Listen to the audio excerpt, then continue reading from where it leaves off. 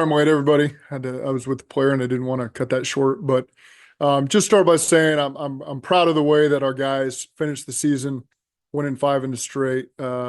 Very proud of how they stuck together and did that.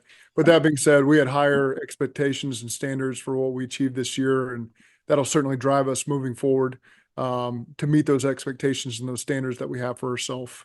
And as many of you probably saw, we made a couple coaching changes today. Do not take that lightly. Those were extremely hard moves for me to make.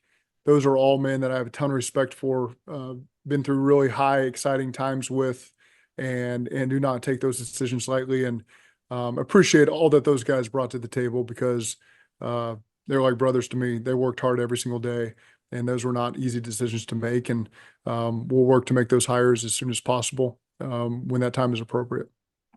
Coach, when did you at least start to consider making changes to the staff?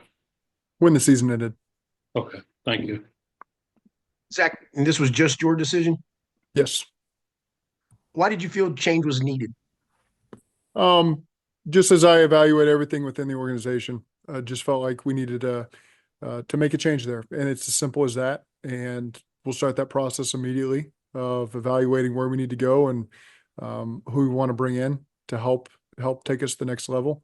But again, I can't tell you how much I appreciate what those guys did, and they worked hard every single day, and they're great football coaches, and they'll land on their feet very quickly. Zach, Zach, does that mean you also want to change in philosophy at those positions? We're going to evaluate the candidates that are available to us, and we'll find the best fit. Zach, specific to Lou, can you talk through what you feel like's been kind of the reason over the last 2 years you guys have slipped off defensively? And when you make a change like this at the top and then with two other position coaches, is it more that you're looking for a different identity on defense? Just can you elaborate a little bit more on the defensive decisions? Just felt like we needed a change, and again, did not take that decision lightly. Thought long and hard about it. Lou's been doing this for 6 years here, and the success we've had. I mean, he's been a big reason why we've had a lot of the success. And so again, I don't take this lightly. Put a lot of thought into it. It's not an easy day for any of us, and just felt like we need to perform better as a football team. And so again, it's not in any specific one area. I think we got to be better in all three phases of our team, and these are the decisions I made today, and we'll work to be better. How challenging was this year, especially with Jamar playing the way he was, Joe, and obviously Trey? I mean, you have stars that have done things that no other NFL team has done, and yet what we're talking here at the end of the season. Yeah, I think you look at every game and there's a play to be made in every single phase that we all regret, whether it's a play call, a play, whatever it is, there's all things that we'll reflect back on and that are kind of a little bit of a thorn in your side for this season. But all we can do is improve it moving forward and making sure that a season like this doesn't happen again.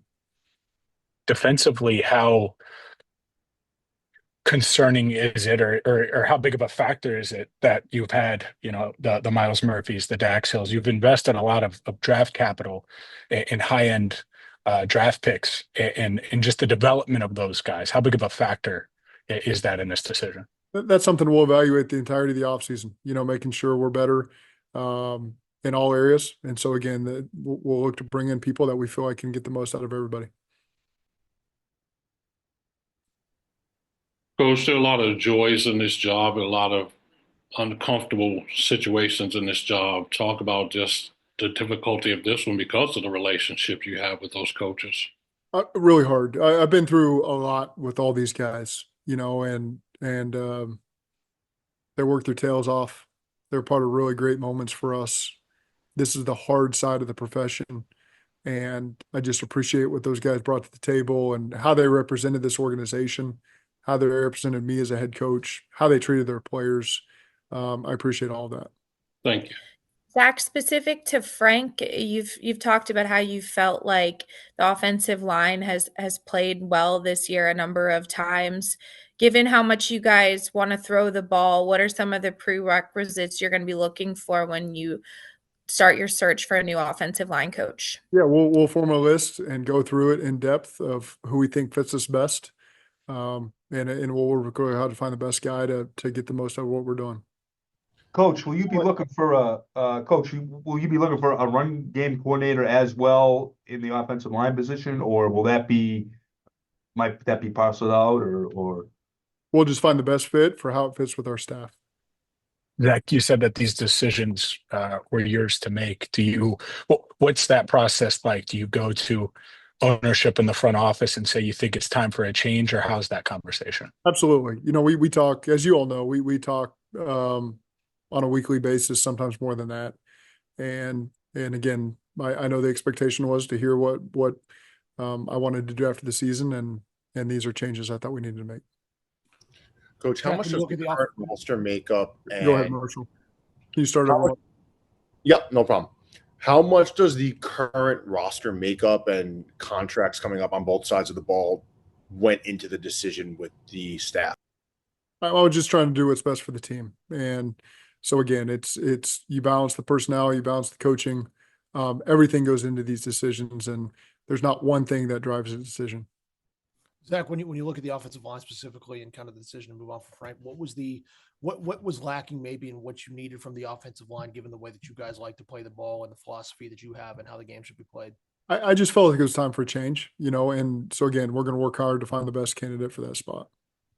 Zach, what would be your message to the fan base that have questions about your plan for the offseason to ensure a season like this doesn't happen again? Disappointed, we're all disappointed with the overall totality of the season and the position that we put ourselves in. And I know that it's unacceptable to start the way that we started. We have a lot of talent on this team. We got great coaches. And so again, I'm not just going to say what I want to say and that we're going to be better to start the season. We're going to work like hell to make sure that we start the season on the right way, to put ourselves in a great position to finish like we did, because there was a lot of positives there with the way we finished. And, it's sickening that we're not in the playoffs with an opportunity to keep this thing going, because we finally found a lot of momentum. And so it's just on us as a whole to finish games off earlier in the season. And it's on me as the head coach to make sure we come out of the offseason, we come out of training camp, and we're ready to hit the ground running from game one. You could do it over again. Go ahead. If you could do it over again, Zach, would you have played Joe more in the preseason leading up to week 1 this year? I think those will always be decisions we make from year to year, and again, he was coming off the wrist this summer. And so we always had a plan for him. But that's something I don't think because we did 1 year, that's how it's going to be done the next year. Those are certainly conversations we'll continue to have. Zach, there's obviously been different reasons for the slow start.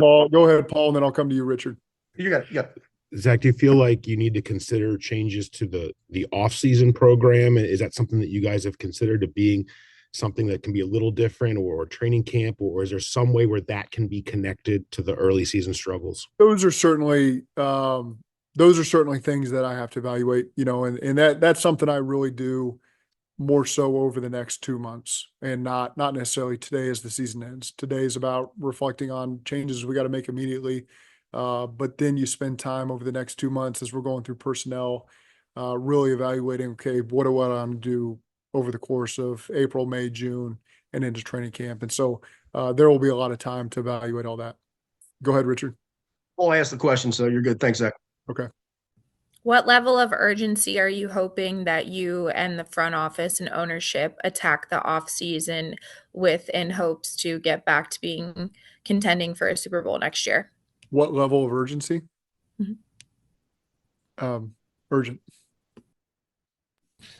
Coach, if the Chiefs were to have won yesterday, or one different thing were to have gone differently, and you guys were to be in the playoffs, how different would these decisions have been?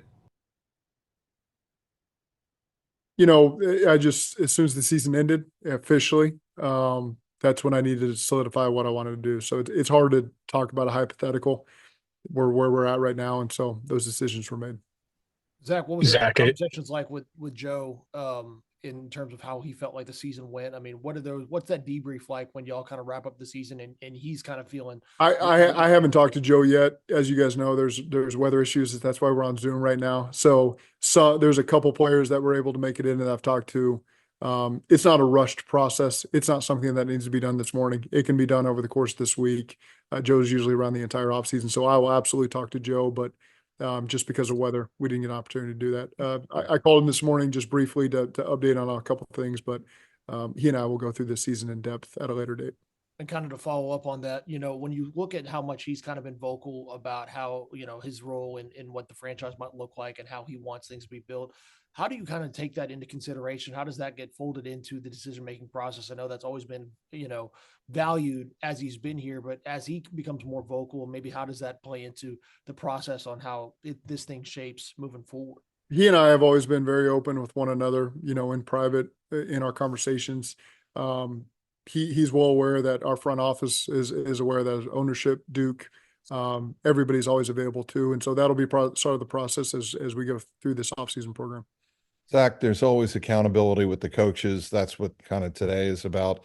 What about accountability with the players who will remain, who will be with the club next year? What is your message to them as they head to the offseason? Well, you talk with as many as you can. The expectations for what's to come next, what we need to do a better job of, things that we did well, so again, it's a very comprehensive conversation as you go through a lot of these guys, and those will continue. They're not all done, and they'll continue throughout the week. How do you feel, follow up, how do you feel about the leadership in the locker room, both when you guys started 4-8 and when you guys won 5 in a row? I think it's I think it speaks wholeheartedly to how we finished with 5 wins in a row, and to go on the road and win a divisional game in the final game and keep our hopes alive. I think it speaks a lot to the leadership. I think it speaks a lot to the growth of a lot of the young players that we had over the course of the season that allowed us to do that. I think it speaks to the coaching staff and the messaging to the players as the season progresses, and to keep those guys in it and to be able to get the most out of them. So there are positives to draw from, but I don't want that to lead anyone to believe that we think it was good enough this year on what we just did.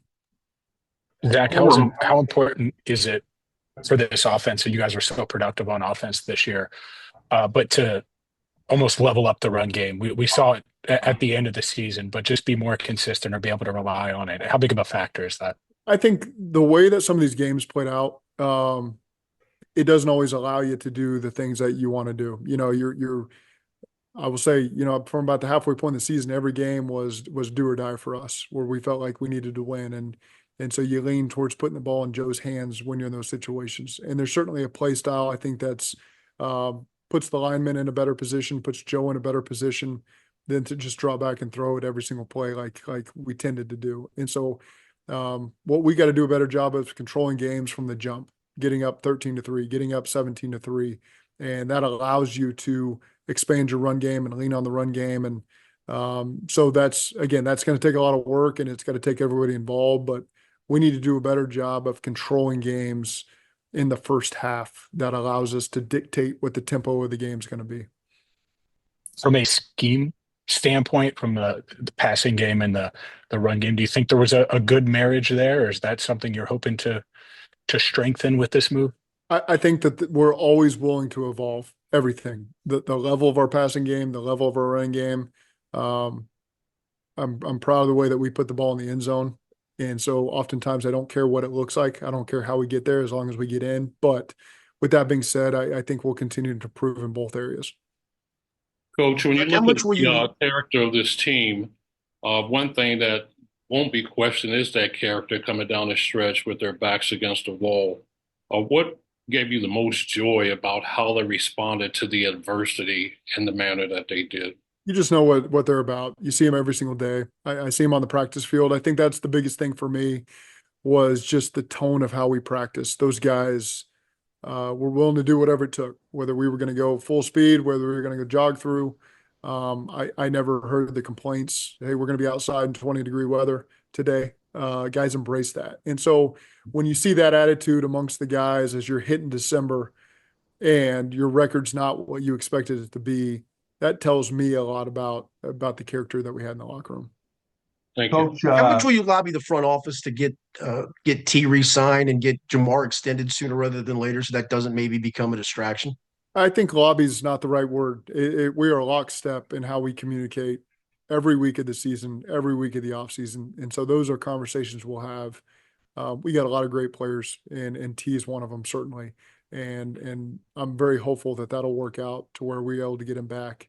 But there's certainly a process we're going to have to undergo with a lot of players on our team, and I can promise you, we'll be in unison with whatever those decisions are.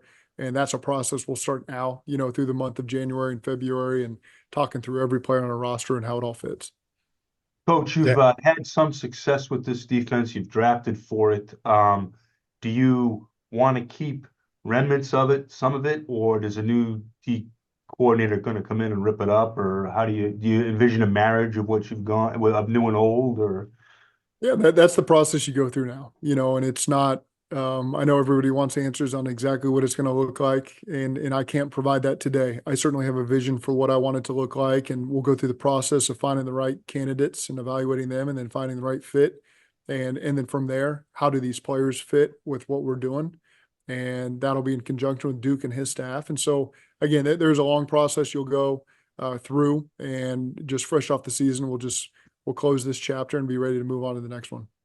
Zac, how appealing do you think that these jobs are, specifically the defensive coordinator job and the offensive line coach job, to the rest of the NFL?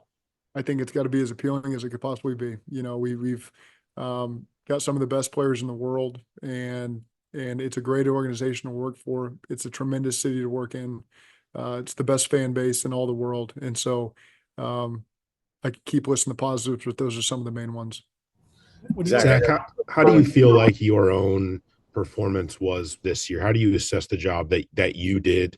And are there things you came out of this with notes on improvement, and how you want to maybe change some things going forward, specifically just to yourself? Yeah, I'll certainly look back over those games that we lost, and some of the moments where I need to do a better job of taking control of a game, and making sure our team took control of the game. And in those late moments where you lost games, that you were a player or two away, what are the things I got to do better? And so again, those aren't things that you can run from when you're in my shoes. The things you got to address head on, and I've never had an issue doing that.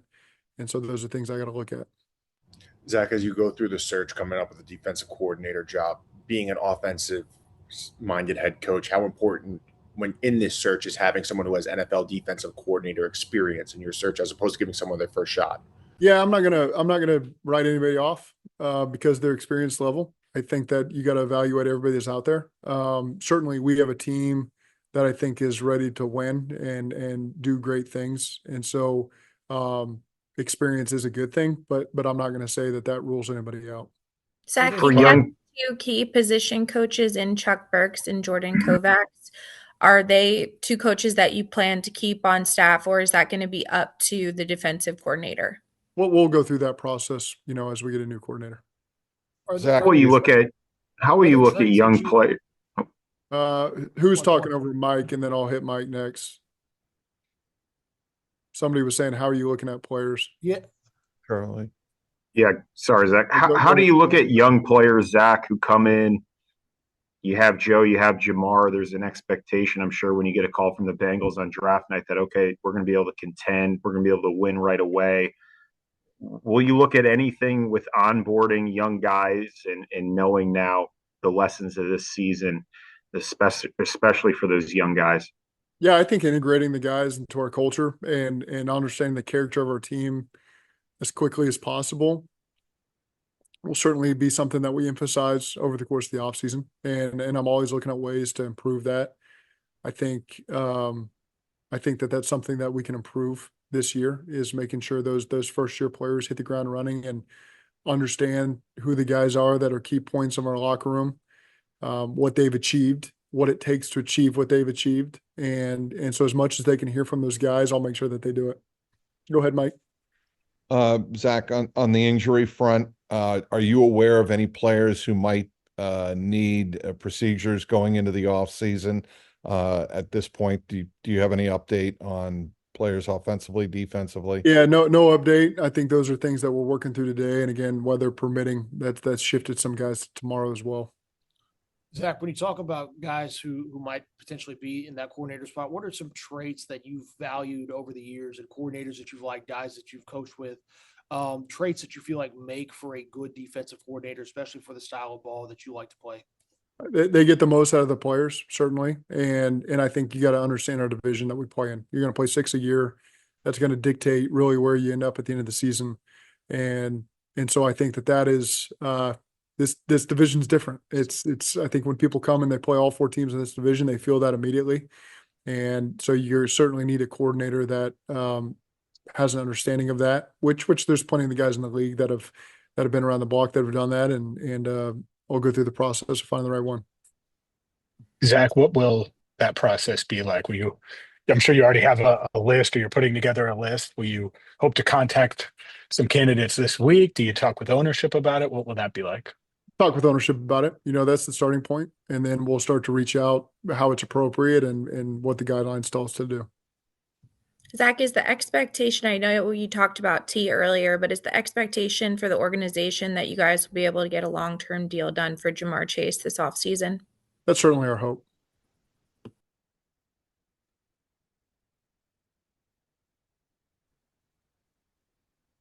Anything else, guys? I think Hord's trying to go, but he's muted. Dan, your mic's not working, Dan. Okay. Dan is asking potentially beefing up on the inside of the defensive line. Is that can be a priority here? I think those are the things we'll start addressing immediately. And again, we'll just get through this day today, and then we move into the personnel aspect of things and what it looks like. And again, a lot of that is let's hire a football coach over there, and so that way we can do it the right way, where we're evaluating the personnel with Duke and his staff and finding the right fits for how we want to move forward. What did you take away from your initial talk following the season with Mike Brown, Zac? The understanding that we need to be better, in his own way, of doing it. And again, this isn't something, there's not this end of the season big wrap up. This is a weekly conversation that he and I have. And so that's the best way to do it, because there's no, every 2 months you're getting together and talking. It's a daily basis thing. And so that allows you to have the best communication possible, make sound decisions where everybody has all the information. And so he's understanding of the moves I felt like we needed to make. And I certainly understand where we need to be moving forward. Are you, Zac, as the head coach, when you make moves like you made, do you think it comes with more pressure moving forward? I mean, when I tell you, I feel an urgency level to win every single day. I'm not lying to you. So pressure is not the word. You can't do this job if you're going to succumb to pressure. And I just make the decisions I feel like I need to make, not because of any pressure I feel. These are decisions I feel like I got to make because I'm the head coach of this football team and the expectations we have. And so there's always a level of urgency to improve everything I'm doing and everything this team is doing. Pressure is not the word I would use. Go ahead, Mike. Yeah, you have the urgency. Your coaching staff has the urgency, Zac. But in talking with Mike and Katie and Troy, are you confident that there's an urgency from ownership as well? I think we are all on the same page that we want to win. Anything else, guys? All right. Thank you, Zac. Okay, thank you. Thanks, Zac.